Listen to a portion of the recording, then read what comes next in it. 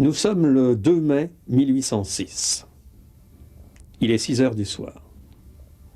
Niché au creux de la charmante campagne bourguignonne, le petit village de Fin-les-Moutiers connaît une bien inhabituelle animation. Catherine vient de naître, et nombreux sont les amis qui ont tenu à féliciter les heureux parents, Pierre et Louise Madeleine Labouret. Maître Labouret gère son domaine, une grande ferme, de nos jours parfaitement restaurée. Mais les Labouret n'avaient pas de noblesse, ils avaient ce pigeonnier de longtemps. C'était à ce moment-là un mets de choix, voyez-vous.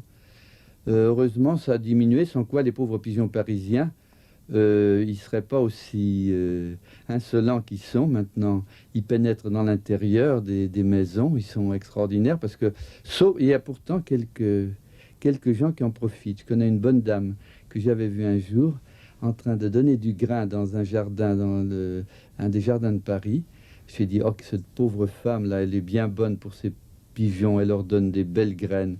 Mais c'est qu'elle en a ramassé 2, et c'était pour les faire frire. Dans le pigeonnier des Labouret, il y avait 1121 cases, c'est-à-dire qu'il pouvait y avoir 1 millier de pigeons. Et c'était une bonne marchandise. Ça a été donc un des travaux de Catherine.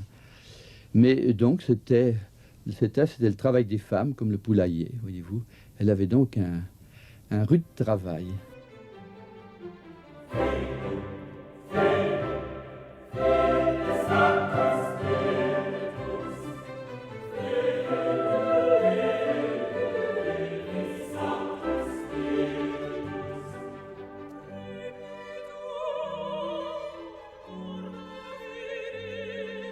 Durant les longues soirées d'hiver, on se réfugie souvent chez les Labouret pour la veiller. Devant l'une ou l'autre des imposantes cheminées bourguignonnes qui ornent la grande salle, on papote, on échange des idées, on se raconte des légendes qui font peur. Et lorsque les chandelles s'apprêtent à rendre l'âme, on prie avant d'aller se coucher. C'est dans cette chambre que naquirent successivement, en moins de 20 ans, les 17 enfants des Labouret. 8 avaient survécu lorsque Catherine ouvrit sur la vie ses grands yeux bleus. Des yeux si bleus que Marie-Louise, son aînée de 11 ans, s'écriera en contemplant sa petite sœur : « Ses yeux sont si bleus qu'on dirait un morceau de ciel. » L'empire triomphant sombrera, comme on le sait, au printemps 1814 pour abdiquer enfin à la veille de l'été 1815. Madeleine Labouret abdique, elle aussi. Elle a 46 ans. Marie-Louise est à Langres, où elle s'apprête à postuler chez les filles de la Charité. Tonine est si jeune encore, et bien que son père ait pour Catherine une tendresse toute particulière, il ne saurait remplacer la confidente qui la chérissait. La petite Catherine, aussitôt après la mort de sa mère, est grimpée sur une chaise pour s'approcher de la statue de la Vierge, pour lui dire « c'est vous qui serez ma mère ». Donc elle a fait une sorte de transfert maternel qui répondait à quelque chose dans son cœur, sans doute parce que sa maman, comme bien des mamans, lui avait appris à aimer la Sainte Vierge et dire « c'est ta vraie mère », vous voyez. Et voilà qu'une deuxième épreuve risque bien d'ébranler l'enfant. Monsieur Labouret demande à Marie-Louise de revenir à Fin pour y remplacer sa mère et, en vue d'alléger le labeur de la jeune fille, décide de confier Catherine et Tonine à l'une de ses sœurs, Marguerite, mariée à Antoine Genrot, vinaigrier à Saint-Rémy. Charmant petit bourg situé à quelques kilomètres de Fin, sur la route de Montbard. Catherine ne gardera pas un bon souvenir de ce séjour à Saint-Rémy, dans cette grande maison au bord de la Brenne. Marguerite Genrot, très prise par son commerce, ne peut s'occuper des 2 petites filles et elle se sent plus seule que jamais. Aussi, lorsqu'en janvier 1818, leur père les rappelle à la ferme, c'est une grande joie pour la fillette. S'ennuyait-il, comme on l'a dit, de sa petite préférée ? Marie-Louise, dont le caractère était déjà bien trempé, faisait-elle pression sur M. Labouret pour au plus tôt regagner Langres, ou fut-il informé du désarroi que connaissait sa Zoé ? Toujours est-il que, le 25 janvier de l'année 1818, alors qu'elle est de retour à Fin pour faire sa première communion, son père l'honore de sa confiance et rend ainsi sa liberté à Marie-Louise. Du haut de ses 12 ans, bien épaulée par Tonine, Catherine va prendre en main les destinées de la ferme. À nous deux, dit-elle à sa sœur. Nous ferons marcher la maison. Elle avait été fermière à 12 ans, donc une vie extrêmement sérieuse, prise du matin au soir, l'été de 5 heures du matin, 4-5 heures du matin à 8-9 heures du soir. Et elle n'était pas joueuse, elle ne participait pas tellement aux distractions. Certains ont été dire que sa distraction, c'était la prière, c'était le recueillement. C'est donc un personnage déjà très dépouillé depuis l'enfance. Et au fond, elle avait été formée dans une certaine rudesse, une certaine austérité pour pouvoir justement se donner tout entière aux pauvres. Un tempérament très sérieux, pratique, soucieuse de réalisation, de service, vous voyez, service de son père, et puis après ça, service de sa famille, service des domestiques, et puis après ça, le service des pauvres, qui a été sa vocation dans le prolongement. Quotidiennement, Catherine entretient la ferme et assume bien d'autres tâches encore, comme par exemple, dans cette cuisine, la fabrication des fromages, qu'elle met à égoutter sur l'évier, de telle sorte que le petit lait s'écoule dans un seau. Petit lait qu'elle ajoute à la nourriture des cochons. Ces fromages, Catherine les pend là. C'est ainsi qu'ils sécheront, amarrés au plafond de la cuisine. Presque chaque jour, elle rentre le bois. Une fois par semaine, elle fait le pain dans le fournil et la lessive, qui a pour cadre le lavoir municipal, bien éloigné du centre du village, en direction duquel on tire avec difficulté sur les chemins caillouteux, des brouettes lourdement chargées.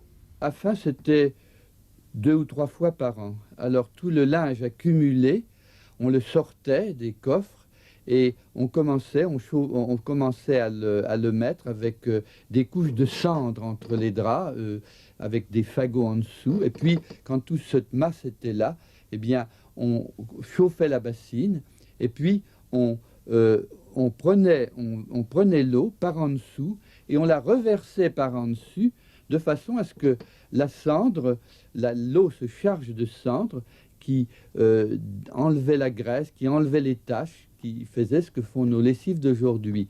Et alors, il fallait aller jusqu'à un certain point, car comme la lessive se concentrait, il y a un moment où le laissu, comme on disait, était trop riche en acide, faut-il dire, et pouvait attaquer le linge et attaquer les mains de celles qui versaient et qui s'en mettaient nécessairement sur les mains, puisque comme ça attaquait la graisse qui était sur les draps, ça attaquait aussi la graisse des mains. Les mains à l'ouvrage, le cœur à Dieu. C'est ainsi qu'elle exprime déjà sa foi profonde, notre petite bourguignonne, qui trouve encore le temps de consacrer chaque jour à la petite église de Fain un long moment à la prière. Seule, elle communie de tout son être avec la Vierge Marie, qui l'accueille dès l'entrée, au-dessus du porche, l'enfant dans ses bras, puis s'agenouille sur les dalles froides, face au tableau de l'Annonciation, tout près des fonts baptismaux, où elle fut baptisée le lendemain de sa naissance, au pied de la Vierge qui lui tend les mains, comme pour lui dire « Viens, nous allons faire une longue route ensemble. » Elle reste là, parfois des heures, sans ménager ses genoux, ce qui lui vaudra de traîner toute sa vie une arthrite tenace et fort douloureuse, dont elle ne se plaignit jamais. À ses sœurs qui plus tard furent souvent tentées de s'apitoyer sur ses problèmes de santé, elle répondait « Aussi longtemps que je pourrai travailler, je m'estimerai heureuse. » Les rares jours de grand-messe, les labourés assistent à l'office dans leur chapelle, la chapelle des labourés. Elle a 14 ans, confirmant l'impression que ressent sa sœur Tonine, qui la trouve toute mystique. Depuis qu'elle a fait sa première communion, plusieurs fois par semaine, la pieuse adolescente se rend à pied à Moutier-Saint-Jean, dans l'église même où, 2 années auparavant, elle a reçu pour la première fois la Sainte Eucharistie. Là, elle assiste à la messe. Si, l'été, le chemin lui semble moins pénible, l'hiver, en revanche, elle doit puiser la force d'aborder les frimas dans sa foi profonde, en sa vocation naissante. En fait, à Moutier, elle assiste le plus souvent à la messe célébrée dans la chapelle de l'Hospice des Filles de la Charité. Elle y prie, là aussi, avec beaucoup de ferveur, dans l'attitude d'un ange, dira-t-on. Elle a à peine 15 ans quand, obéissant enfin à un ordre intérieur violent, elle prend la décision de jeûner les vendredis et les samedis. Ça posait un problème au père, mais ça pose pas un problème, ça ne lui posait pas un problème à elle, pas plus qu'aux gens qui jeûnent, parce que on n'a pas besoin de se bourrer de nourriture pour faire son travail. Et si on a une certaine expérience du jeûne, on s'aperçoit qu'en fait on a des forces à revendre.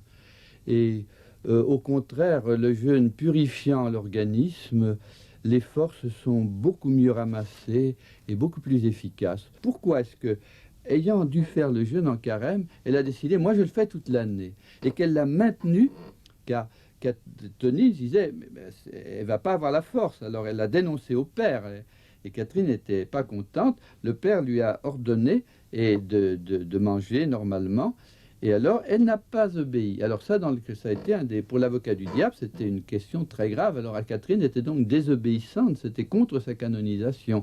En fait, il disait le rôle du père, il a mission pour ça. Il y a Dieu qui a mission, chacun son plan. Et ça, le jeûne, ça me regarde. Une nuit, Catherine fait un rêve étrange. Catherine connaissait les sœurs de Saint-Vincent de Paul. Quand elle allait à Moutier, il fallait qu'elle aille jusque-là pour la messe. Sœur Souciale était une vieille sœur qui avait servi les pauvres toute sa vie, une sœur de Saint-Vincent de Paul. Et c'est sans doute là que Marie-Louise, l'aînée, avait pris sa vocation. Et cette sœur, un peu isolée dans la campagne, rien ne lui répugnait. Elle était vraiment au service des plus malheureux, les choses les plus dégoûtantes, rien ne lui répugnait. Alors ça a pu faire naître dans le cœur de Catherine déjà quelque chose, mais ce n'était pas encore précis.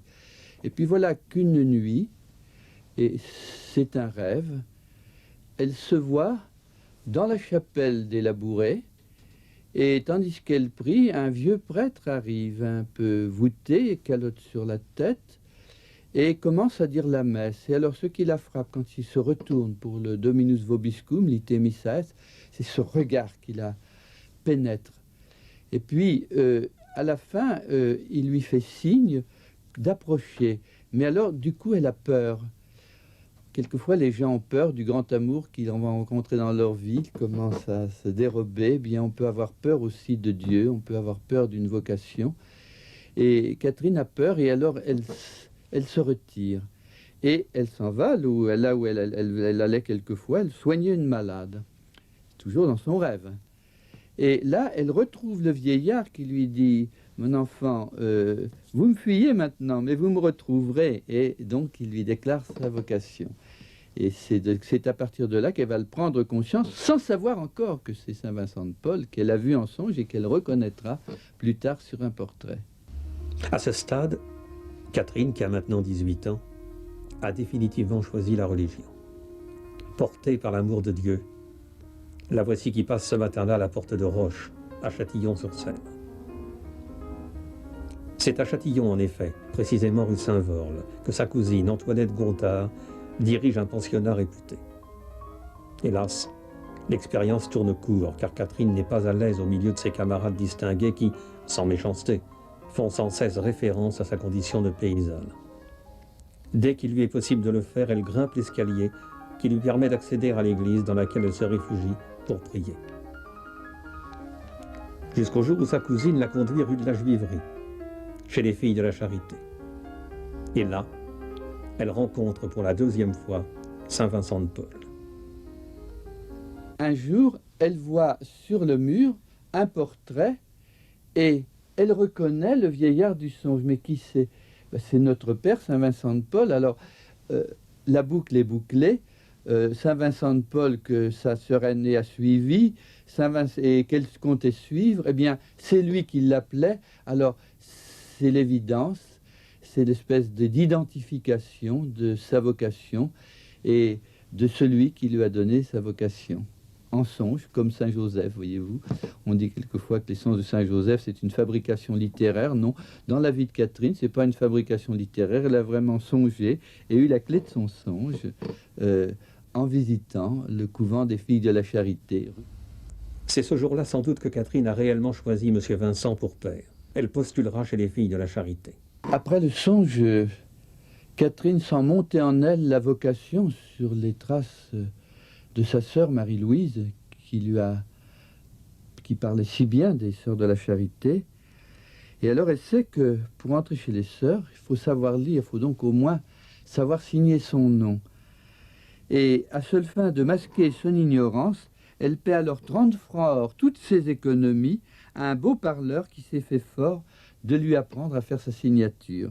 Et c'est ainsi qu'on trouve sa signature sur le livre des baptêmes de la Vivance. Elle est toute fière, elle a pu signer Catherine Labouret. Oui, mais en attendant, la voici une nouvelle fois sur la route de la ferme où, faut-il le rappeler, Tonine l'avait remplacée avec efficacité. Plus sa vocation s'affirme, et plus la détermination de Pierre Labouret se confirme. Lorsque Catherine lui fait savoir qu'elle veut, comme Marie-Louise, aller chez les frères, alors il perd sa fermière, et puis en même temps, il a donné une fille au bon Dieu. Il a donné sa dîme, alors il ne va pas en donner deux.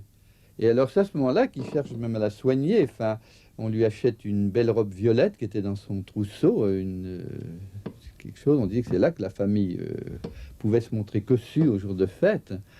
Et alors, pour régler ces idées qu'elle a, il l'envoie chez son frère à Paris pour être servante d'un restaurant d'hommes, d'un restaurant d'ouvriers. Bon, bah, il se dit, Catherine, bon, elle a 20 ans, au milieu de tous ces hommes, ça va bien finir par un mariage ou d'une façon ou d'une autre. On doit à la vérité de dire que cette étape parisienne fut sans doute l'un des épisodes les plus éprouvants de la vie de Catherine. Elle écrit à sa cousine de Châtillon, devenue sa belle-sœur car ayant épousé Hubert, le frère aîné de notre Catherine, pour lui demander de la reprendre au pensionnat. Antoinette accepte avec empressement, touchée par la détresse, la peine, le désespoir, qui perce dans les propos de sa jeune correspondante. Et Catherine reprend la diligence.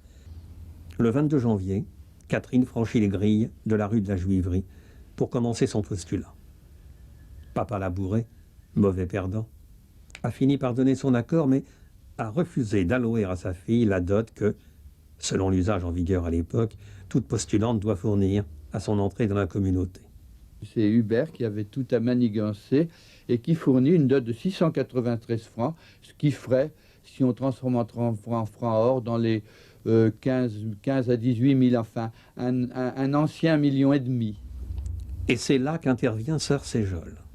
Sœur Victoire comprend le malaise de cette paysanne dans les raffinements du pensionnat. Elle insiste auprès de Sœur Cany, supérieure depuis 1814, recevez-la donc, elle est toute candeur et piété, elle n'est pas à sa place parmi ces bas bleus, c'est une bonne fille de village comme Saint-Vincent de Paul les aime. Sœur Cany hésite, Catherine n'a guère d'instruction, il faudrait donc qu'elle continue au pensionnat, qu'elle prenne donc le temps d'apprendre, puisque par chance sa belle-sœur a le pensionnat le plus coté de toute la région. Ce n'est pas son milieu, insiste Sœur Séjol, elle n'en profite pas, prenez-la ici, je lui apprendrai tout ce qui est nécessaire. Et voilà Sœur Cany convaincue, et Catherine qui entre définitivement pour le reste de sa vie chez les Sœurs de Saint-Vincent de Paul. Sœur Séjol peut reposer en paix dans le petit cimetière de Boutier-Saint-Jean. Car c'est à elle que Catherine devra d'avoir pu réaliser son souhait le plus cher, épouser Dieu. Elle l'initie à la vie de la communauté. Chaque jour, à 3 heures, elle se rend à la chapelle et récite l'acte prescrit par la règle. Je vous adore, mon Sauveur Jésus-Christ, expiant sur la croix pour mon amour. Je vous remercie de ce que vous êtes mort pour me racheter. Père éternel, recevez le divin sacrifice du Christ. C'est la mort d'un Dieu. C'est Dieu même que je vous offre. La mort d'un Dieu. Une phrase qui évoque sans nul doute cet été 1789 et les années qui s'ensuivirent. Cette grande peur qui, après avoir embrasé la capitale et gagné la province, avait été fatale à tant de prêtres et de religieuses qui périrent dans d'atroces circonstances comme ici à Cambrai où, le 26 juin 1794, furent guillotinées les filles de la Charité d'Arras. Pour l'heure, nous sommes au tout début de l'année 1830. Comme on l'imagine, Sœur Séjol n'a eu aucune difficulté à former la jeune postulante, dont le dévouement et la générosité de cœur ne se démentiront jamais. À l'image de ses sœurs, de ces filles de la Charité qui se sont toujours tant dévouées, jusque sur les champs de bataille, depuis ce jour béni de 1633 où Saint-Vincent de Paul et Sainte-Louise de Marillac fondent la compagnie. Mi-avril, L'épreuve du postulat est terminée. Catherine empile avec soin son trousseau dans une malle. Le cœur battant, elle plie lentement sa jolie robe de soie violette, ultime présent d'un père qu'elle aime de tout son cœur et dont elle souffre tant d'être éloignée. La porte de Paris franchie, Catherine ne reverra jamais ces vieilles rues châtillonnaises, pas plus que le pensionnat flanqué au pied de la colline Saint-Vorle, ni l'église où elle se réfugiait. Elle ne dit mot, notre future sainte du silence. En fait, elle irradie de bonheur, car elle répond à l'appel du Seigneur. Seigneur, me voici. Durant 8 mois, Catherine mène rue du Bac une vie de retraite. Des journées de travail et de prière, rythmées, comme encore de nos jours, par la cloche de la cour de l'horloge qui ponctue joyeusement les heures et convie les filles de la charité aux exercices. Elle est affectée à l'office des cours, c'est-à-dire qu'elle balaie, nettoie les gros chaudrons et transporte les lourds fardeaux. Devant le tabernacle, comme à Fin, Moutier, Châtillon, on la remarque par son profond recueillement. On aurait cru qu'elle voyait notre Seigneur, dira-t-on d'elle alors. Plus tard, elle le vit. Elle est à peine arrivée rue du Bac qu'elle apprend une grande nouvelle. Oui, c'est en quelque sorte une troisième rencontre. Elle retrouve M. Saint-Vincent-de-Paul qu'elle avait vu dans le songe, qu'elle avait vu dans le tableau.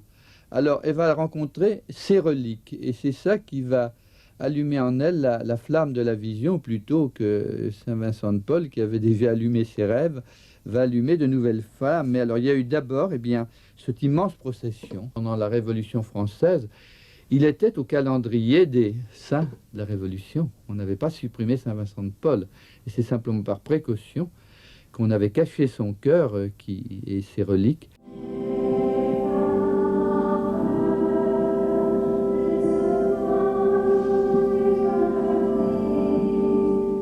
Nous voici donc dans cette chapelle que visitent, qu'envahissent chaque jour des gens des 5 continents à partir de l'ouverture à 16h et puis toute la matinée. Et parce que cette chapelle récapitule des souvenirs, non seulement elle les récapitule, mais elle en conserve la présence autour d'ailleurs du Saint-Sacrement et de toutes les messes qui sont célébrées ici. Peu après l'arrivée de Catherine, au moment où tout en elle, libérée pour la prière, tout flambait en elle, elle a eu d'abord les visions du vieillard qui lui était apparu en songe, Monsieur Vincent. Alors elle n'a pas revu son portrait cette fois-ci, elle n'a revu que son cœur, et elle a vu son cœur sous 3 couleurs, et 3 couleurs qui avaient chacune un sens. Elle a dit en mots concis, « Il m'a paru 3 fois différentes, 3 jours de suite. Blanc, couleur de chair, qui annonçait la paix, le calme, l'innocence et l'union. Puis je l'ai vu rouge de feu, ce qui doit allumer la charité dans les cœurs. Il me semblait que toute la communauté devait se renouveler et s'étendre jusqu'aux extrémités du monde. Et c'est bien ce qui est arrivé. Et puis je l'ai vu rouge-noir, ce qui mettait la tristesse dans le cœur. Je ne savais pourquoi ni comment cette tristesse se portait sur le changement de gouvernement. Après cela, eh bien, elle a eu des visions de l'Eucharistie. Quand elle, à la messe, eh bien, l'hostie devenait transparente et elle le voyait. Et là aussi, elle l'a décrit d'une manière extrêmement simple, profonde, émouvante. J'ai vu notre Seigneur dans le très saint sacrement tout le temps de mon séminaire, excepté toutes les fois que j'ai douté, c'est-à-dire quand elle résistait. Alors la fois d'après, je ne voyais plus rien parce que je voulais approfondir. Je doutais de ce mystère et croyais me tromper. Et puis elle a vu alors le 6 juin ce qui allait se passer dans cette année-là, la chute du roi, la révolution, et tout le monde craignait une nouvelle révolution française comme celle de 1789. Ça a été beaucoup plus innocent et pas anticlérical du tout. Et puis alors il y a une grande date, c'est le 18 juillet. Alors c'est ce jour-là que Catherine, dormant en pleine nuit, a été réveillée par un enfant, son bon ange, Et elle est partie par l'escalier de 18 marches qui est par là. Elle est passée par les tribunes et son ange la guidait jusqu'ici.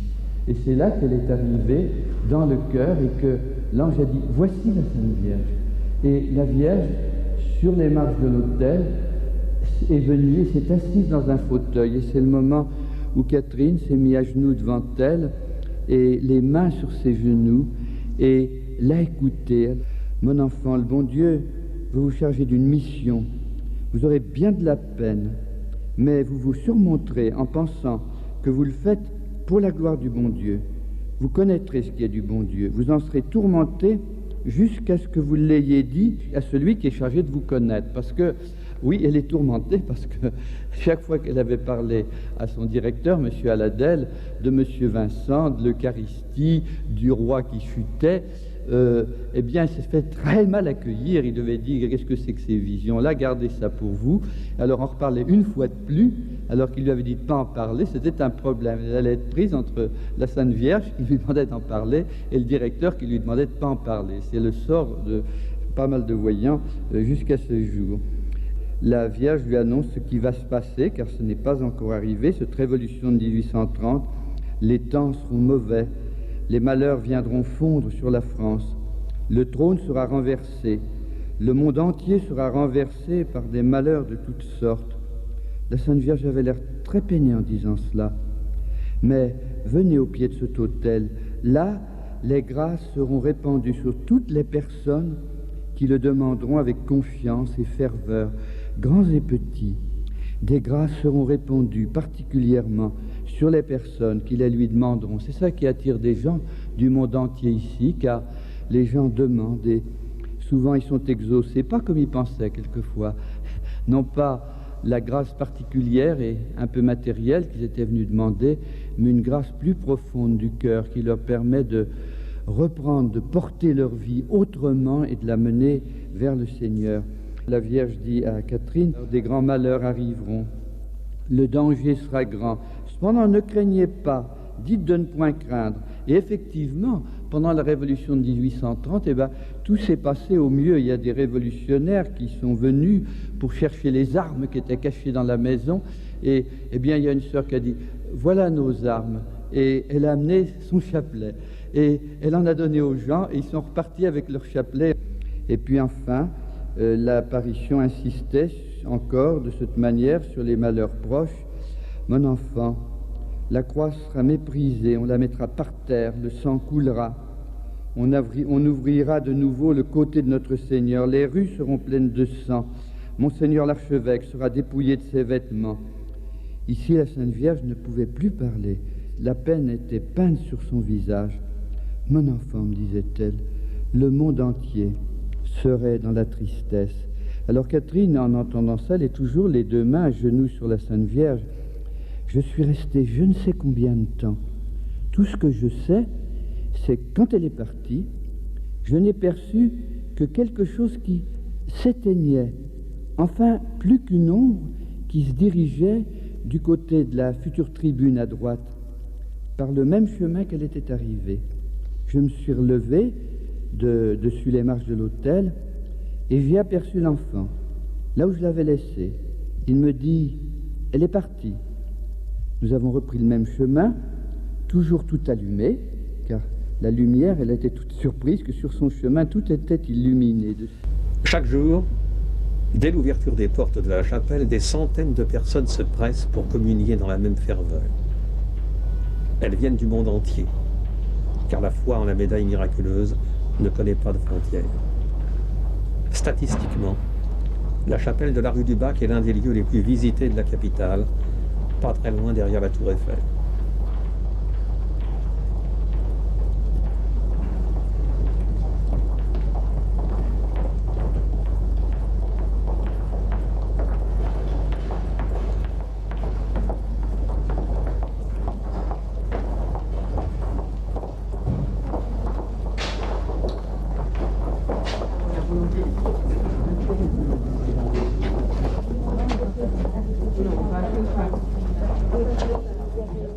Je vous salue, pleine de grâce. Le Seigneur est avec vous.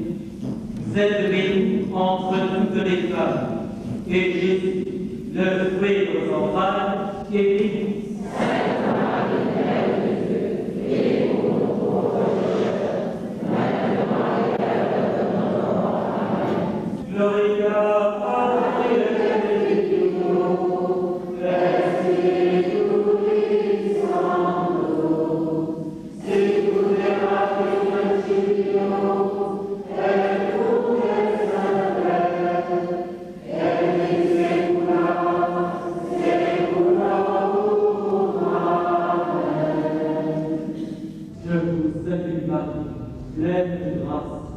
Le Seigneur est avec vous. Ça me donne le courage de vivre.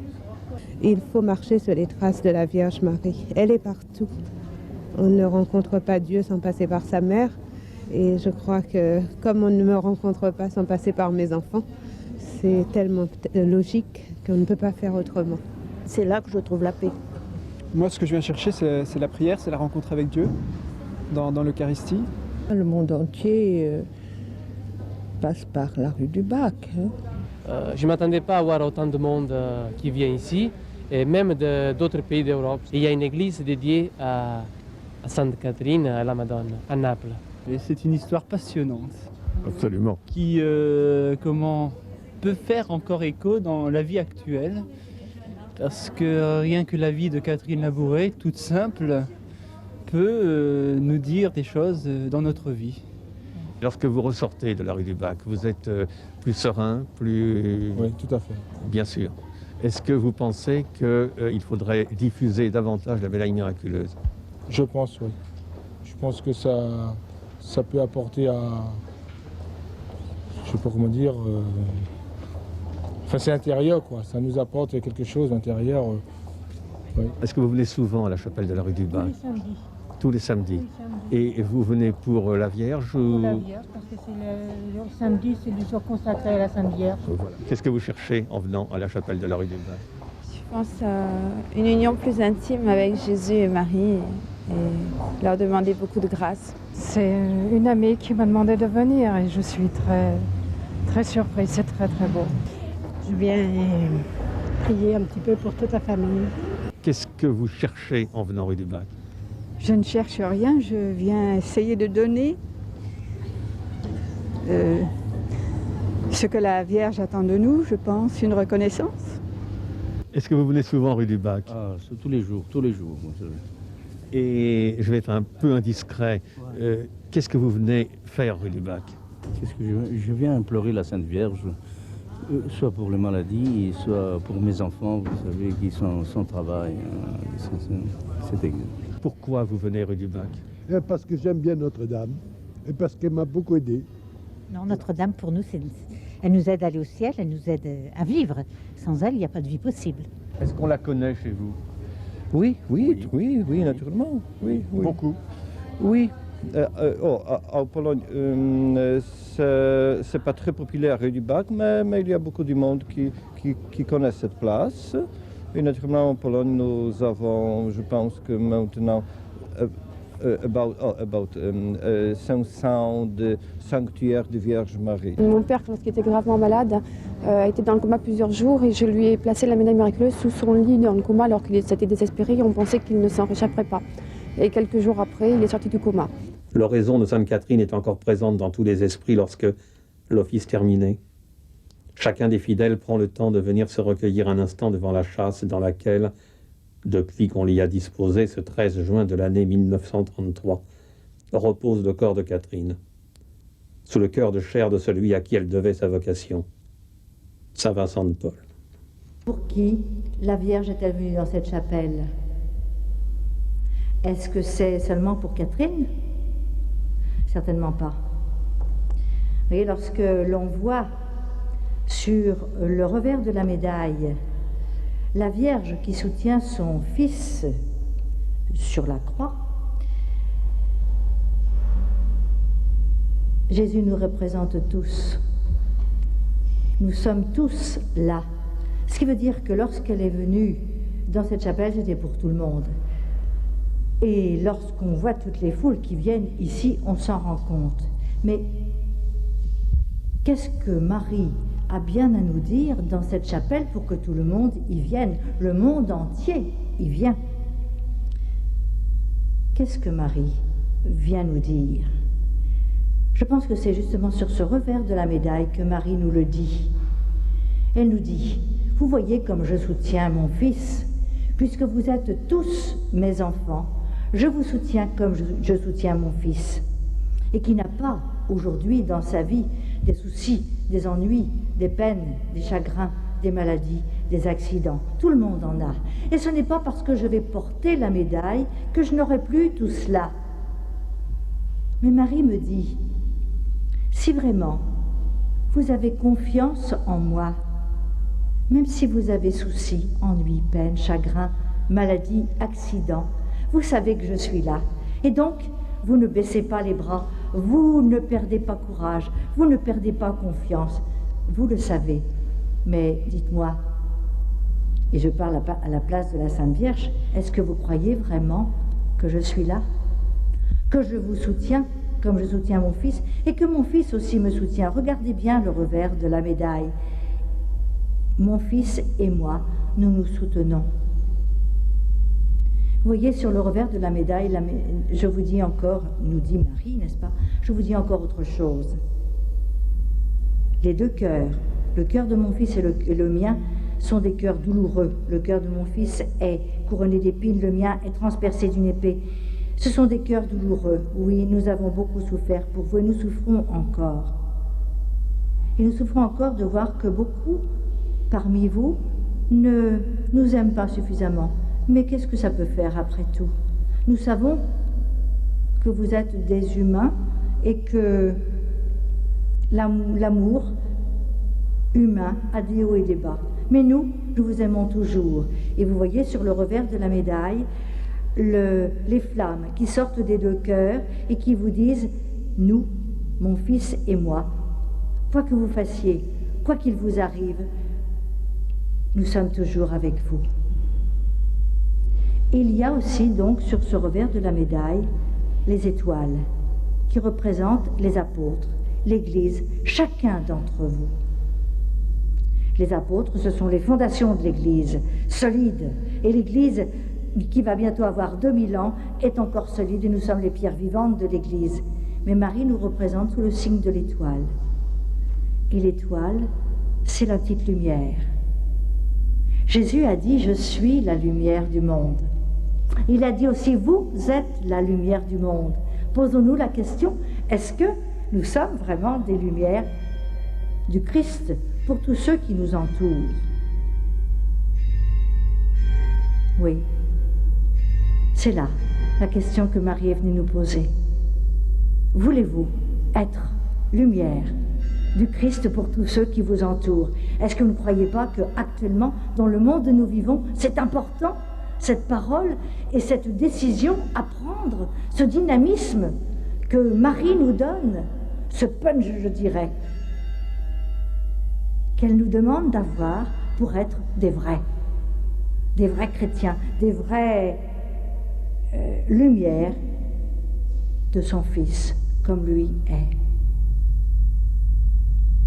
Voilà, je pense, le message que Marie est venue nous donner et qui attire tant de foules ici, qui sont heureux, parce que oui, c'est vrai que pour eux aussi, vous voyez, c'est la lumière. Ils viennent ici déposer leurs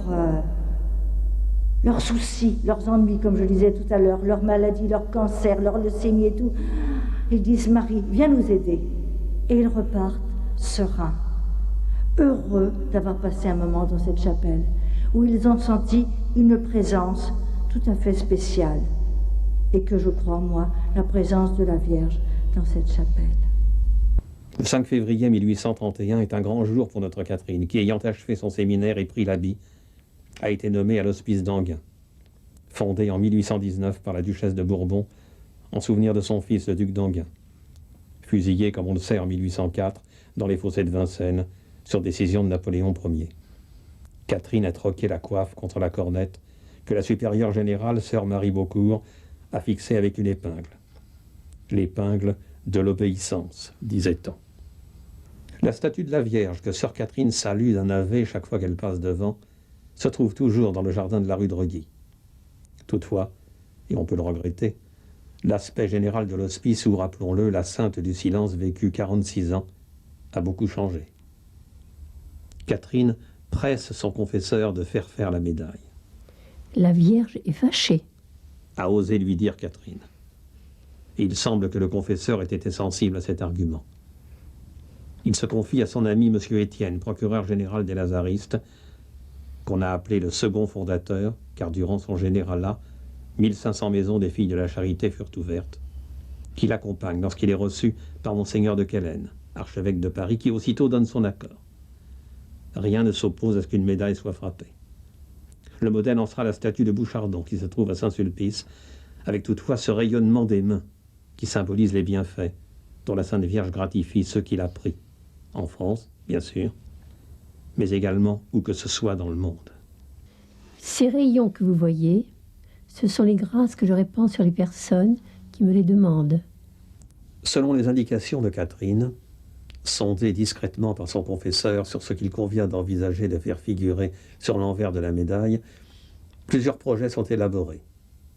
Quelques médailles frappées. Et en ce début 1832, fort du consentement empressé de Monseigneur de Quellen, sans pour autant nommer Catherine, M. Aladel ébruite les apparitions de la rue du Bac et s'apprête à confier à un orfèvre réputé la confection de la médaille. Hélas, le 26 mars, alors que le traditionnel carnaval bat son plein, une dévastatrice épidémie de choléra décime les forces vives de Paris, et Monseigneur de Quellen s'épuise à visiter les malades. Les rues sont jonchées de cadavres. Malgré l'incroyable invention du costume anticolérique, on comptera plus de 20 000 morts. Lorsque, fin mai, l'épidémie semble reculer, M. Aladel ne perd plus de temps et commande au bijoutier Vachette 1500 exemplaires de la médaille, lesquels lui sont livrés le 30 juin. Début juillet, Catherine reçoit sa médaille. Elle est certes déçue de constater que celle-ci ne représente pas la Vierge au globe, la Vierge telle qu'elle lui est apparue, cette fameuse nuit, rue du Bac, mais qu'importe. Elle existe. Elle a rempli sa mission. Maintenant, Dit-elle simplement. il faut la propager. La médaille est, dans un premier temps, et comme il se doit, distribuée par les filles de la charité. Aussitôt, on parle de miracle. Début 1834, quelques dizaines de milliers de médailles ont été répandues dans le monde.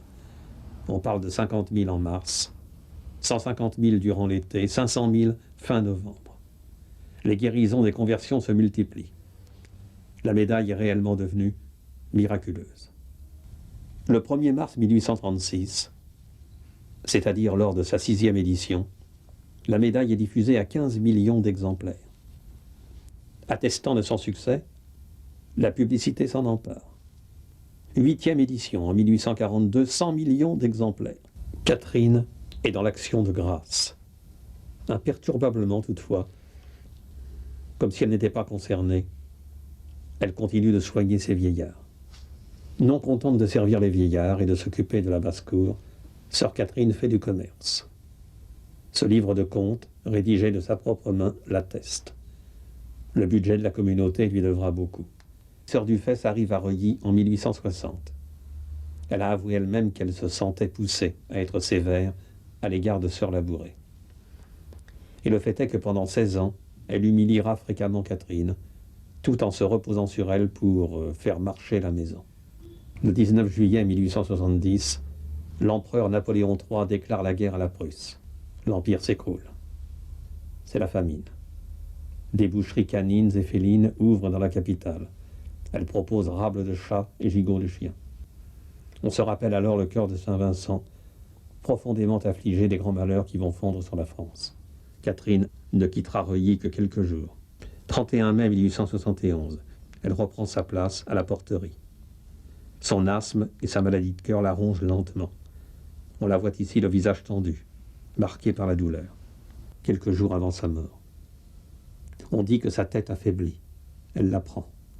Bah, on en a bien dit d'eau de notre Seigneur, s'exclame-t-elle avec humilité. Début 1873, le maréchal de MacMahon est élu président de la République, et c'est la maréchale qui interviendra pour qu'après son décès, fête exceptionnelle, Catherine ne quitte pas cet hospice de Reuilly auquel elle s'est dévouée pendant près d'un demi-siècle et soit enterrée dans un caveau qui se trouve sous la chapelle. En fait, à l'époque, une excavation de terre battue dans laquelle on accède au moyen d'une échelle. Ce caveau, lui aussi si joliment restauré à l'orée de notre XXIe siècle, est maintenant lieu de pèlerinage. Nous l'avons bien sûr visité. Avec l'émotion qu'on imagine, nous nous sommes recueillis devant le cœur de Sainte Catherine, pieusement conservé. Catherine est là, c'est certain. On la sent présente. Ses objets personnels nous rapprochent d'elle. Son livre de prière, son chapelet, sa montre, ses lunettes, son parapluie, ses canifs, avec lesquels elle coupait au prix de 1000 difficultés les ongles tellement durs de ses chers vieillards, et cette mèche de ses cheveux qui nous émeut tant. Cette pendule, curieusement arrêtée à 7 heures, l'heure de sa mort, cette table, ce coffre et ce banc à 3 étages qui permettait de placer ses pieds à 3 hauteurs différentes, constituaient le mobilier dont disposait Catherine lorsqu'elle était sœur portière. Son lit, enfin, dans lequel elle s'assoupit le 31 décembre 1876, doucement, comme une lampe qui n'a plus d'huile, simplement, chrétiennement, heureuse d'aller rejoindre notre Seigneur, sa mère et Saint Vincent. L'une des sœurs présentes à son chevet s'étonna de ne voir sur sa figure aucun des signes qu'on remarque sur les visages des mourants. Catherine part tranquille. C'est que sœur Dufesse, à qui notre future sainte s'est confiée quelques mois auparavant, a fait exécuter la Vierge au globe. Catherine sait donc qu'elle a contenté Notre-Dame. Cette Vierge puissante est toujours là, la voici. Durant 56 ans, Catherine dort près de sa Vierge, jusqu'au jour de 1933 où son corps est transféré rue du Bac, où, comme on l'a vu, il repose depuis.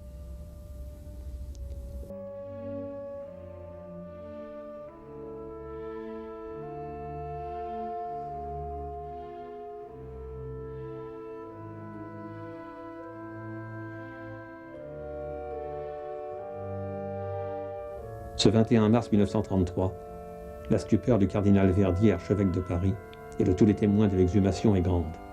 56 ans plus tard, le corps est en parfait état de conservation. Il a gardé toute sa peau, ses muscles, sa souplesse. La putréfaction n'a nui en rien à la conservation du cadavre. Les bras bleu ciel de la défunte sont restés intacts. Ses yeux, toujours aussi bleus, semblent vivre encore. C'est comme un corps décédé depuis 48 heures. Elle est canonisée à Saint-Pierre de Rome le 27 juillet 1947.